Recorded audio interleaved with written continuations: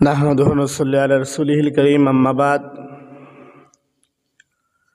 অনেকেই এভাবে মানত করে থাকে, যদি আমি সন্তান পাই অথবা এই রোগ থেকে যদি আমি মুক্তি পাই অথবা যদি আমি এই বালা মুসিবত থেকে উদ্ধার হই, তাহলে অমুক মাজারের মধ্যে গরু ছাগল বা টাকা পয়সা দিব। এরকমভাবে মাজারের নামে মানত করা জায়েজ আছে কি না? উত্তর হচ্ছে, আমাকে আপনাকে একটা জিনিস প্রথমে খেয়াল করতে হবে যে আমরা একমাত্র ইবাদত করি আল্লাহ রব্বুল আলামিনকে সন্তুষ্টি করার জন্য। আল্লাহ রব্বুল আলামিনের বাতলিয়ে দেওয়া পদ্ধতি অনুযায়ী ইবাদত করতে হবে এবং এক আল্লাহরই ইবাদত করতে হবে। এই জিনিসটা আপনার আমার জেহেনের মধ্যে ভালো করে জেহেন নিশিন করে নিতে হবে প্রথমে। এখন বুঝি মানুষ যে মানত করে যে আমি যদি সন্তান পাই অথবা আমি যদি রোগমুক্তি হই অথবা বালা মুসিবত থেকে আমি রেহাই পাই, উদ্ধার হই, তাহলে অমুক মাজারের মধ্যে আমি গরু দিব, ছাগল দিব, টাকা পয়সা দিব, মোমবাতি আগরবাতি এরকম বিভিন্ন কিছু দিয়ে থাকে। এরকম জিনিসটা করাটা শরীয়তের মধ্যে সম্পূর্ণ হারাম এবং এটা শিরকি হয়ে যায়। নাউজুবিল্লাহি মিন যালিক। প্যারা হাজিরিন, প্রথমে আপনাকে বুঝতে হবে যে মানতে হবে, একটা জিনিস বুঝতে হবে যে মান্নত জিনিসটা হচ্ছে ইবাদত। মান্নত জিনিসটা হচ্ছে ইবাদত, আর মান্নত একমাত্র আল্লাহ রব্বুল আলামিনের উদ্দেশ্যেই করতে হবে। ওমা আনফাকতুম মিন নাফাকাতিন আও নাযারতুম মিন নাযরিন ফাইন্নাল্লাহা ইয়ালামুহু ইউফুনা বিন নাযরি ওয়া ইয়াখাফুনা ইয়াওমান কানা শাররুহু মুস্তাতিরা।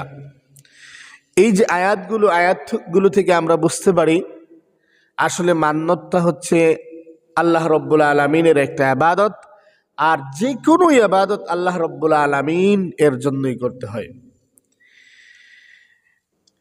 ইমাম ইবনে তাইমিয়া রাহমাতুল্লাহি আলাইহি বলেন যে মান্নত যেহেতু একটা ইবাদত, এ কারণে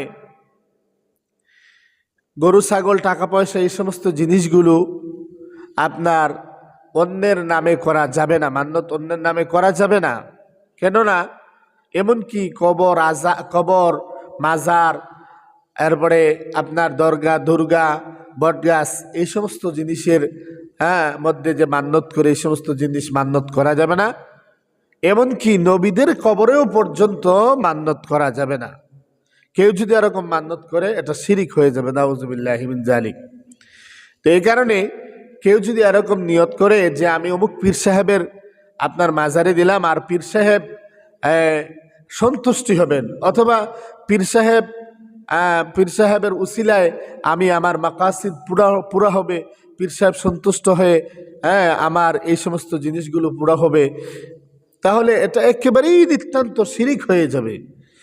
সহজ একটা এক্সাম্পলের মাধ্যমে, সহজ একটা উদাহরণের মাধ্যমে আমরা বুঝি।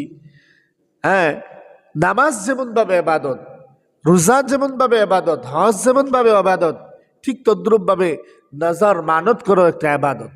তো নামাজ আমরা যে পড়ি একমাত্র আল্লাহ রব্বুল আলামিনের সন্তুষ্টির জন্য, হজ, রোজা, যাকাত এগুলি একমাত্র আল্লাহ রব্বুল আলামিনের সন্তুষ্টির জন্য পড়ি। কেউ যদি পড়ে যে নামাজ আমি পড়ি আল্লাহ রব্বুল আলামিন সন্তুষ্ট হবে, সাথে সাথে আমার পীরও সন্তুষ্ট হবে, সাথে সাথে অমুক অলিও সন্তুষ্ট হবে, অমুক গৌস কুতুব আবদাল সন্তুষ্ট হবে, তাহলে নিতান্তই শিরিক, যেটাকে আপনার মুমিন বলা যাবে না, মুশরিক। ঠিক তদ্রূপভাবে কেউ যদি মাজারের মধ্যে মানত করে গরু ছাগল টাকা পয়সা এই সমস্ত জিনিস মানত করে, ঠিক তদ্রূপভাবে ওই রকম হয়ে যাবে যেমনভাবে নামাজের নিয়তের সাথে সাথে অলির সন্তুষ্টির নিয়ত করাটা শিরকি, ঠিক তদ্রূপভাবে কেউ যদি এরকম মান্নত করে আল্লাহর জন্য মান্নত করে মাজারের মধ্যে দেয়, তাহলে বোঝা যাবে যে সে আল্লাহকে সন্তুষ্টি করার সাথে সাথে ওই পীর সাহেব, ওই মাজারের মালিককেও সন্তুষ্ট করার নিয়তে সে এরকমটা করেছে। এ কারণে এটা অত্যন্ত গর্হিত ও শরীয়ত বহির্ভূত কাজ এবং শিরকি। যে সেটা করবে সে মুশরিক হয়ে যাবে। আল্লাহ রব্বুল আলামিন আপনাকে আমাকে আপনার ঈমানকে হেফাজত করার মতো তৌফিক দান করুক বলি আমিন। ওয়া আখিরু দাওয়ানা আলহামদুলিল্লাহি রাব্বিল আলামিন।